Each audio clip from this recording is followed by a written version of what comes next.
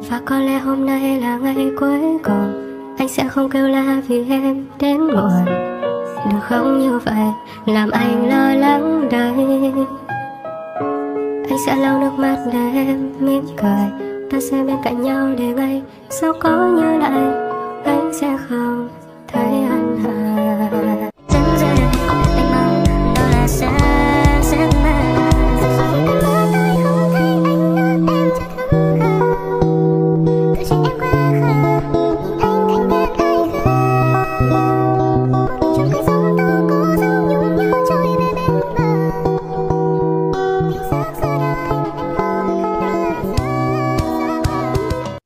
Anh yêu cô gái nhỏ bé, tin vào những lời bài hát, tin rằng nếu khóc trong mơ sẽ bớt đau hơn. Anh yêu cô gái năm ấy, tin vào những điều viễn vông, rằng tay và tay sẽ nắm lấy nhau từ cuối cuộc đời.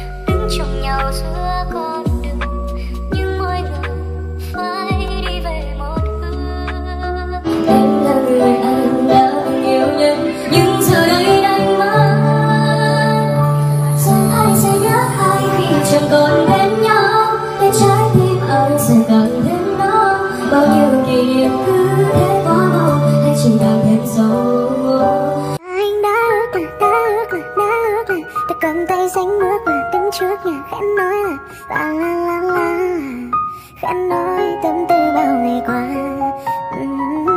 Và anh đã ước gì, đã ước gì.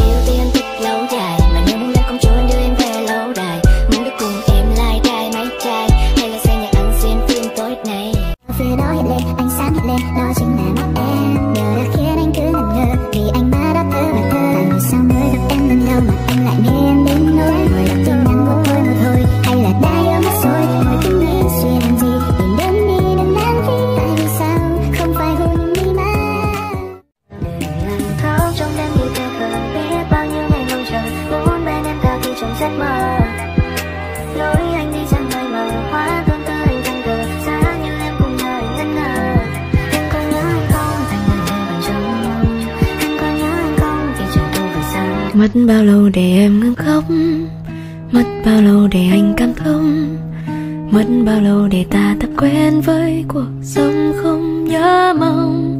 Thật nhiều những chất chứa trong lòng vẫn chưa đầy, vì lòng đâu có muốn yêu thương này bỗng mong manh vụt bay. Giá như ta đừng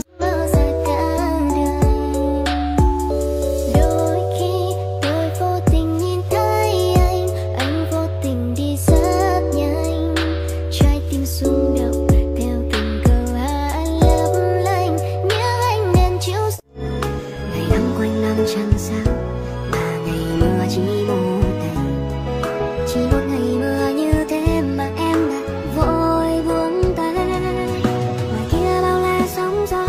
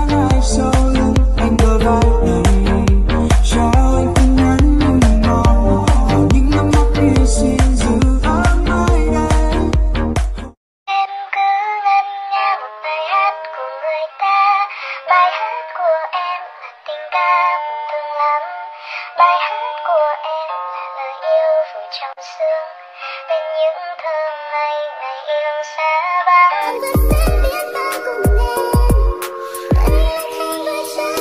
Anh là đại dương xanh ngát khiến bao người ao ước, còn anh là đất lá khô rơi lặng yên. Anh đang đến với quanh em, còn đây anh tan cho quân lấy.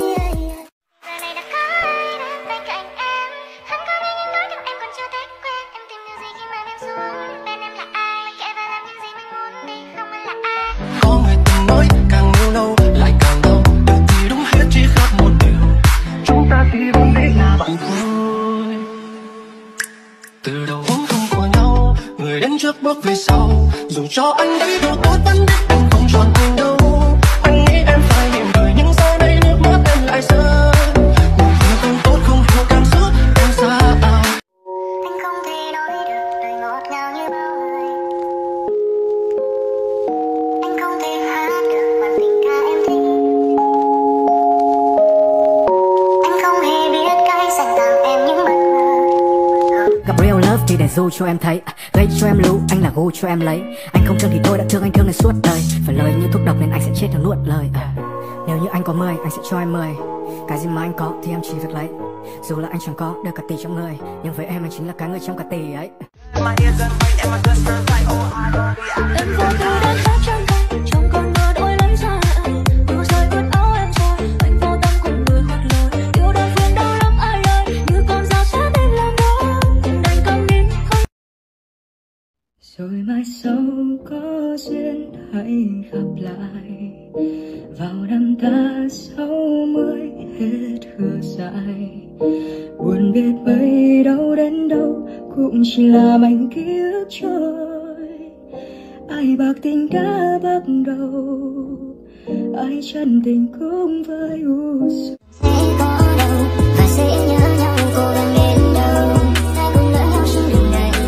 Giờ anh buồn ngoài kia cũng đôi vai ao đầy, đông về có lành không ai vòng tay dưới. Anh cứ ngỡ rằng là bên nhau là bạn mãi đâu. Hy vọng sau này yêu một người khác, không còn ai bị quá khứ xen vào. Yêu đương hạnh phúc kết thúc có nhau.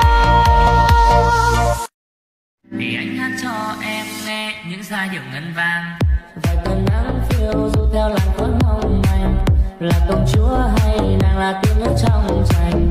Gió cuốn mây mang theo tình ta đến nơi ngàn, thì anh hát cho em nghe những giai điệu ngân vang.